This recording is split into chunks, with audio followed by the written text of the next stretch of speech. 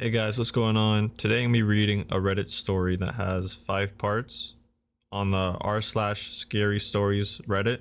I hope you guys enjoy. They pay me 6 figures to move boxes. I stopped asking why. I don't ask about the sounds anymore. It's easier to finish my day and collect my check. The boss says it's just the pipes. Me, I work at a Happy Pharma. The name's supposed to sound cheerful. It's a massive building, a high security maze of outdated offices, scattered labs, and signs about all the good things Happy Pharma does for the world. I worked as a low level guard for about a year before they promoted me to stock mover. Said they saw potential. I think what they really saw is that I could keep my mouth shut. My new position is through another secure door, closer to the lab, closer to the action. It became clear pretty fast that the sounds aren't pipes, they're screams. After a while, you stop reacting. My new boss says it's all a part of the shock therapy program. If you shock the right part of the brain, he told me, you can get any response you want. He's smarter than me, so I figure he knows what he's doing. I basically move boxes from point A to point B, sweep clean, and occasionally sit on my ass in the corner. I don't look inside the boxes. I don't know if I don't care or if I don't want to know. I heard most people aren't paid 6 figures for this type of job. I never really questioned it. I never questioned anything. Why would I? If you're getting paid like a doctor or lawyer for simple tasks, would you? I'd see my boss occasionally, but most of the time, he's through the next set of doors. Sliding doors cold, dark metal. Behind them, the screams that don't faze me. Part of me wants to see the inner lab, the source of the agony I'm hearing. One day the boss pushed me aside. You're getting a promotion, he said. More pay, more responsibilities. I accepted, of course. Orientation's tomorrow. Judging off this first part of the story, I think it's more of like a cover up. This whole business is a cover up for something larger. Part 2. I'll never forget the first time I entered the lab.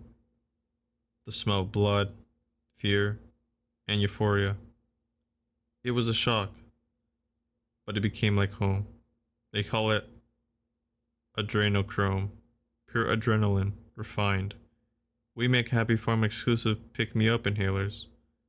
An amazing product. They taste great too. A refreshing mountain breeze with a hint of menthol. The boss wanted me to try it. Said I should know the product that I'm selling. I've dabbled in narcotics, so I tried without much hesitation. Besides, the boss was doing it too. It's by far the best thing I've ever felt. The first time, I didn't sleep for 2 days. I didn't want to. It makes me feel unstoppable, fast and free, like my full potential. Picking them up off the ground, clearing their fluids, things that I should, as discussed, don't. So it seems that this boss is giving promotions to people to be their test dummies, essentially to test these new products and see how strong or how lethal they can be to a human. And possibly these people screaming and crying are suffering in the long term. On to part 2. Part 3, sorry. Part 3. Do you know what happens if someone's fight or flight response is going off right as you extract blood? They say it can be refined into adrenochrome. Of course, it never ends. That's why they need me, and I truly am the best at it. Inhale, mop up the blood, clean the increment, pick up the limbs, discard bodies, repeat. My routine for the last 5 years. I started inhaling double, then triple. Makes everything easier, I guess. At least I have the boss. He really believes in the product. Those people are scum, he said. Criminals, lowlifes, and freaks. But that doesn't explain why the screams cry of innocence. The boss always stayed 2 doses ahead of me. He said I could keep up one day. I worked up hard enough. We grew close until one day he stopped showing up. I was never told why. I wish I could say I miss him, but the truth is, I'm happy to get his share. Part 4. They sent me a trainee. I don't know where they got the guy. He can barely stomach the job. You'll get used to it, I told him. Everyone does. The first time we inhaled together, he almost died, hyperventilating and nearly having a heart attack. They expect too much of me to work with that complaining little bitch. But if he knew how much more I was paid, he'd quit. At first, he asked questions, didn't seem to like my answers. After the first 6 months, he was never a problem. I saw the change after a month. He started doing the right things, obedient and low drama, right where they wanted him to be. So I guess he's not the worst. Besides, I do way less work now. He's basically my slave, but still, he's annoying as hell. Luckily, I still have 7 of 10 doses to myself. I think I trained a decent employee. I'm just praying he doesn't ask for more doses. So right now it seems like he's just putting up with the job. It's paying good. He's doing the work. He's getting paid.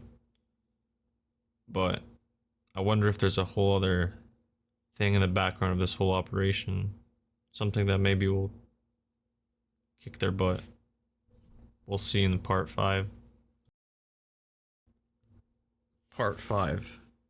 They call them whistleblowers. Company policy is immediate termination. So I tried to run a loyal but dependent team. It keeps my management happy.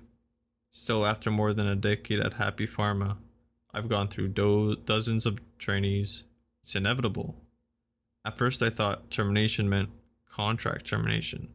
I always wondered if I heard the old boss's screams and didn't know it. No, he wasn't a traitor. He loved the product. Nowadays, I'm the go-to guy with an all-access pass. I remember terminating this one guy. It was clear it wouldn't work out. Spiked his sandwich at lunch. I even got to choose the extraction method. For him, I went with a grade A extraction. He drives bone saws into a cage that the prisoner can dodge. Most don't last long. It's one of the better machines, though usually the potency is off the charts. But this kid was something else. He lasted nearly 2 days in the cage. Even management was in awe. I remember the mix of sweat and blood getting on one of the higher ups. Hell of a stain. Had to rush her shirt to the launderer. Of course, in the end, I cleaned him up before finding a replacement. I don't want to fucking go like that. Just make it quick. God damn it. Dodging saws, getting burned or electrocuted. I can't sleep. Fuck me. Thing is, I've been going steady with a girl. We inhaled together. She was asking where I got all the inhalers and I came clean. I didn't tell her everything. And my phone was off, but I'm losing sleep. I'll post an update soon. So this is where the OP leaves it. He leaves it off being caught red-handed with extra of these inhalers, I guess. Judging off the story, it makes you feel really good when taking them or whatever. But the conditions that some of the other associates go through to where they are crying and screaming doesn't sound so pleasant. It seems as if there's something darker. And that leaves it off. That's the whole story. I'll be posting an update soon. I can make like a follow-up video for that, but that is today's scary story on Reddit. I hope you guys enjoyed, and I'll see you guys in the next one.